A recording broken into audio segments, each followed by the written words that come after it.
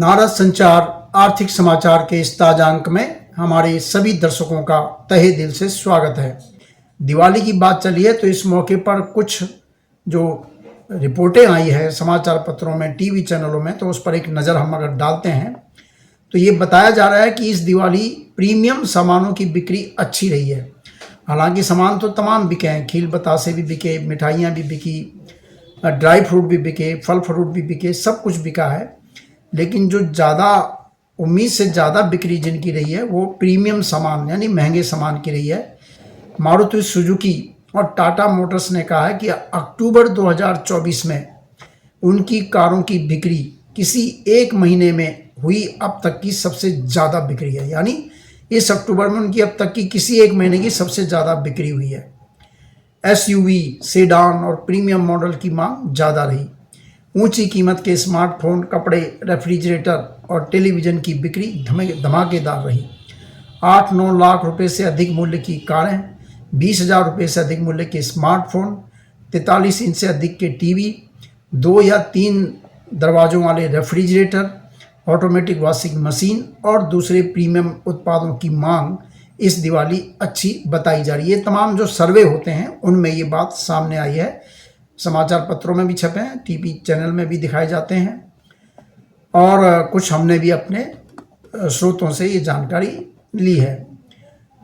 इससे जो automatic washing machine है, दूसरे प्रीमियम उत्पादों की मांग इस दिवाली अच्छी बताई गई है, जबकि सामान्य श्रेणी वाले उत्पादों की मांग की जो वृद्धि है वो थोड़ी कम रही है। इनकी वृद्धि ज़्यादा रही है पिछले साल के मुकाबले।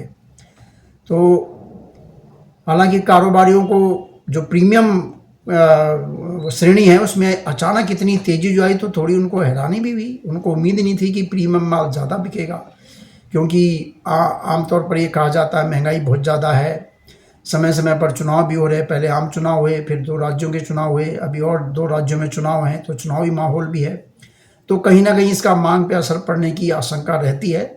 लेकिन दिवाली में ये जो है मांग जो रहती है वो निकली है। अब दिवाली की बात हो और सोने चांदी की बात ना हो। सोना, चांदी और हीरे जैसी कीमती धातुओं की बात करें तो धनतेरस के अवसर पर सोने से ज़्यादा चमक जो है चांदी में रही है। उपलब्ध जानकारी के मुताबिक 1 साल पहले के मुकाबले इस धनतेरस सोने के गहनों आदि की बिक्री में पिछले साल के मुकाबले 15% कमी आई है। यानी पिछले साल अगर 100 रुपये के बिके थे तो इस साल 85-90 रुपये के बिके हैं। वहीं चांदी के उत्पादों की बिक्री 30% ज़्यादा रही है पिछले साल के मुकाबले। तो ऐसा कुछ नहीं है कि कुछ बिका नहीं है, लेकिन ये होता है कि तुलना की जाती है कि पिछले साल दिवाली में कितना बिका था, इस साल दिवाली में कितना बिका है, या इस साल धनतेरस में कितना बिका है। तो सोने के गहने 15% कम बिके हैं पिछले साल से और चांदी के गहने 30% ज़्यादा है। चांदी के सिक्के कम कीमत पर उपलब्ध होने से चांदी की खरीदारी ज़्यादा रही है। हालांकि ऐसा नहीं है कि सोने की बिक्री बहुत घट गई है। पिछले साल जहां धनतेरस पर 42 टन सोना बिका था, वहीं इस साल ये 36 टन बिका है। बताइए, 36 टन सोने के गहने वगैरह वगैरह जो भी है ये बिके हैं। कुल मिलाकर 28,000 करोड़ रुपए के सोने की अनुमानित बिक्री हुई। ये मोटे मोटे अनुमान होते हैं जो बड़े बड़े व्यापारी, उनके ज्वेलर्स के संगठन, ये मोटे मोटे अनुमान वो बताते हैं कि भाई कहाँ कितना सोना जो है खपत हुआ है। सोने की खपत में भारतीयों ने चीन को भी पीछे छोड़ दिया है। यानी घटने के बावजूद भी हम चीन से ज़्यादा सोना भारत के लोगों ने खरीदा है। वहीं चांदी की 250 टन से अधिक की बिक्री हुई। हालांकि इस अवसर पर लोग डिजिटल अथवा वर्चुअल सोने की भी खरीदारी करते हैं। आपको पता होगा कि सोने की वर्चुअल खरीदारी भी होती है, जो स्वर्ण बॉन्ड वगैरह सरकार निकालती है, तो आपको सोना नहीं मिलता, बस सोने की कीमत वगैरह वगैरह उसमें हो जाती है, उसमें थोड़ा बहुत ब्याज मिलता है और बाद में जब वो भुनाएंगे तो उस समय मार्केट में जो सोने की कीमत है उसके हिसाब से आपको पैसे मिल जाएंगे। तो ये वर्चुअल भी होती है, यानी सोना आप भौतिक रूप में घर नहीं लाते हैं, आपको सर्टिफिकेट मिल जाता है, तो उसका कोई आंकड़ा नहीं है, तो उसको मिला के तो हो सकता है ज़्यादा खरीदारी हुई हो। सोने की कीमत पिछली दिवाली में जहाँ 61,000 रुपये प्रति 10 ग्राम थी, इस साल ये 82,000 से ज़्यादा है। वहीं चांदी की कीमत भी 1 लाख रुपए से ऊपर निकल चुकी है। इस समय 1 लाख रुपए किलो सोना होता है 10 ग्राम में और चांदी होती है 1 किलो में। पिछले साल इस दौरान चांदी की कीमत थी 74,000 रुपये किलो और इस साल हो गई 1 लाख रुपये से ज़्यादा। बहरहाल इस धनतेरस 10 से 15 ग्राम चांदी के सिक्के बिके हैं।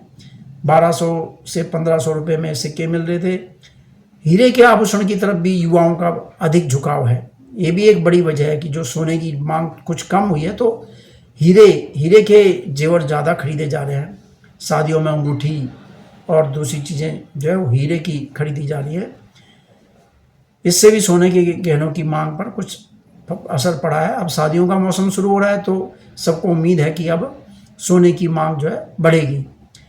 विदेशी मुद्राओं के मुकाबले रुपया स्थिर है और विदेशी मुद्रा भंडार भी अच्छे स्तर पर बना हुआ है। तो ये जो मैंने बात की है ये सितंबर अंत तक की है, सितंबर एंड की ये स्थिति है। अक्टूबर माह में इस स्थिति में कुछ बदलाव दिखा है। पूंजी प्रवाह कम हुआ है क्योंकि हमारी जो शेयर मार्केट में जो विदेशी पूंजी आती है, विदेशी संस्थागत निवेशक जो भारतीय शेयर बाजारों में शेयर खरीदते हैं वो लगातार जो है बिकवाली कर रहे हैं। उपलब्ध आंकड़ों के मुताबिक उन्होंने शेयर बाजार से 1 लाख करोड़ रुपए की निकासी कर डाली है अक्टूबर महीने में। अब अक्टूबर का महीना खत्म हो गया है।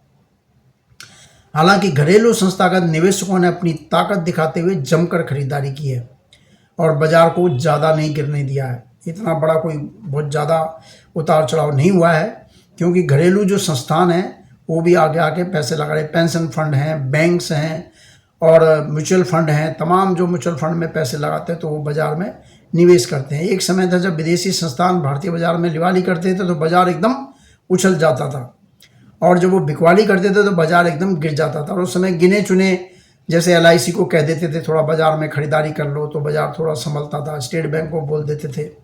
लेकिन आज समय के साथ भारतीय शेयर बाज़ारों की स्थिति में बदलाव आया है।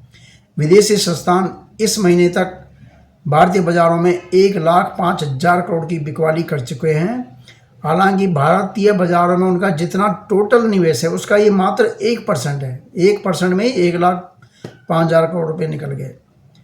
अक्टूबर 2024 में बिकवाली के बाद भी FII यानी विदेशी जो संस्थान है उनकी भारतीय बाज़ारों में बताया जाता है कि करीब 74-75 लाख करोड़ रुपए का निवेश उनका अभी भी बना हुआ है। तो ये नहीं कि सब भाग गए और बाकी जो घरेलू संस्थान है वो भी खरीद कर लगातार उनकी खरीद बढ़ रही है। पहले काफ़ी फासला होता था दोनों के निवेश में, लेकिन अब वो फासला कम हो रहा है।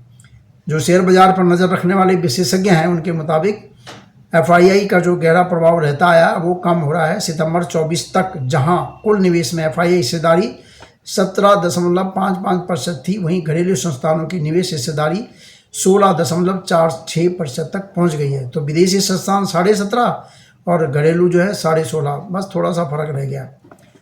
आज यानी 1 नवंबर है जब मैं ये वीडियो रिकॉर्ड कर रहा हूँ।